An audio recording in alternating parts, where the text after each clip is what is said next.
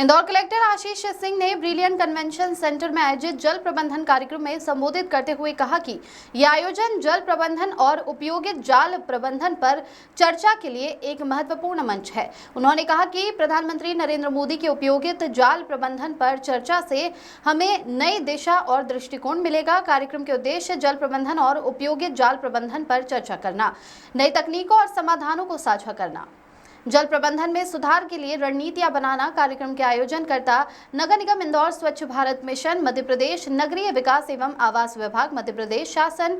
इस कार्यक्रम से जल प्रबंधन में सुधार के लिए नई दिशा और दृष्टिकोण मिलने की उम्मीद है। Bureau report. तो जनरली हम दूसरे शहरों में देखते हैं या इंदौर में भी देखते थे, जब कभी भी हम छोटी सी गली से गुजरते थे, सड़क पर से गुजरते थे, तो कहीं न कहीं हमको सीवर जरूर बहता हुआ दिखता था। और आज हम लोग देख रहे हैं, आप लोग भी इंदौर घूमे होंगे, आते रहते होंगे, कि हम लोग इवन जो पेरिफेरी एरियाज जो हैं, पेरी अर्बन एरियाज हैं, वहां पर भी अगर चले जाएं तब भी किसी भी तरीके से हमको सड़कों पर सीवर बहता हुआ नहीं दिखता है। ये चीज हम लोगों ने इंदौर को नंबर 1 बनाने के समय जो दूसरे कदम चल रहे थे, उस समय इस पे बहुत ज्यादा फोकस किया था। जिसमें मनीष सिंह जी कमिश्नर थे, मैं जिससे म्युनिसिपल कमिश्नर था, बाकी सारी कोई भी फाइल हम लोग वापस कर देते थे।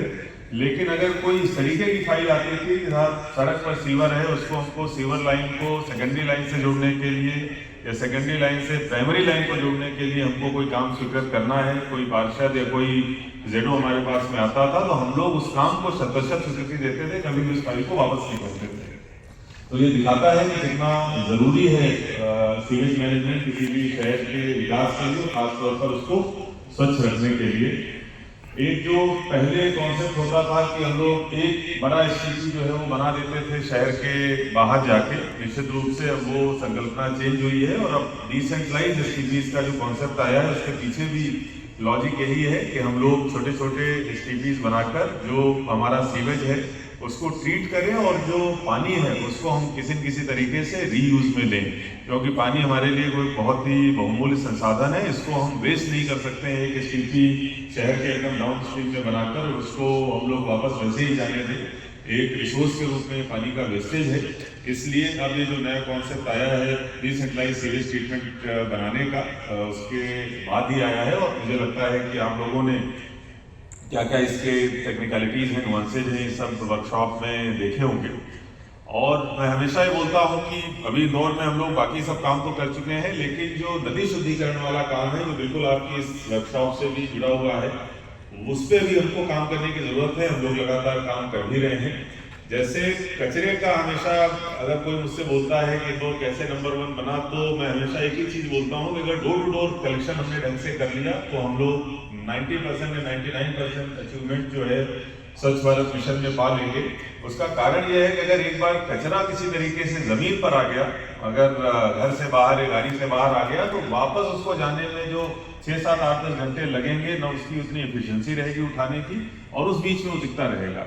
तो सेम टाइप की चीज जो है सीवर के लिए भी है कि अगर हम लोग जो हाउस कनेक्शंस हैं उस पर जब तक ध्यान नहीं देंगे तब तक हम चाहे कुछ भी करते रहे, हम लोग बीच में उसको प्राइमरी लाइन डाल दें, सीवेज ट्रीटमेंट प्लांट बना दें, उसको सीवर को कहीं प्राइमरी लाइन से जोड़ने का काम हम लोग करें, लेकिन जब तक हम लोग हाउस कनेक्शंस के थ्रू सीवर को घर से ही नहीं उठाएंगे तब तक हम लोग इस मिशन में पूरी तरीके से सफल नहीं हो पाएंगे।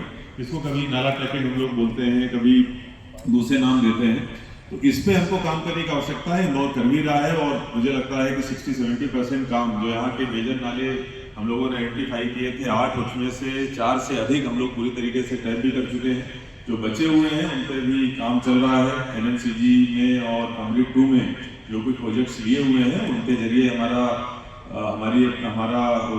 जो लक्ष्य है कि हम लोग पूरी तरीके से नदियों को अपना शुद्ध कर दें और किसी भी तरीके का एक बूंद भी सीवर हमारे उसके बाहर, न तो गलियों में, न सड़कों पे, न नालों में और नदी में किसी तरीके से ना दिखे। आप लोग जब फील्ड विजिट करोगे तो जो कुछ नाले पहले जिनमें सीवर बहता था, आज पूरी तरीके से वो सूख चुके हैं।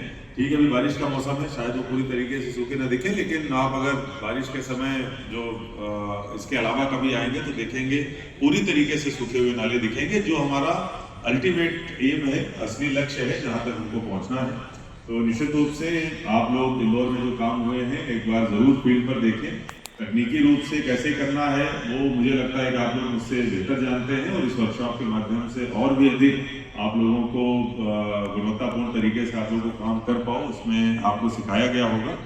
एक बार पुनः इस वर्कशॉप करने के लिए मैं संकेत सर का और उनकी पूरी टीम को बहुत बहुत धन्यवाद देता हूँ, और उम्मीद करता हूँ कि इसके बाद जो इंदौर में काम हुए हैं ऐसे काम उनको प्रत्येक शहर में देखने को मिलेंगे। बहुत बहुत धन्यवाद। Thank you.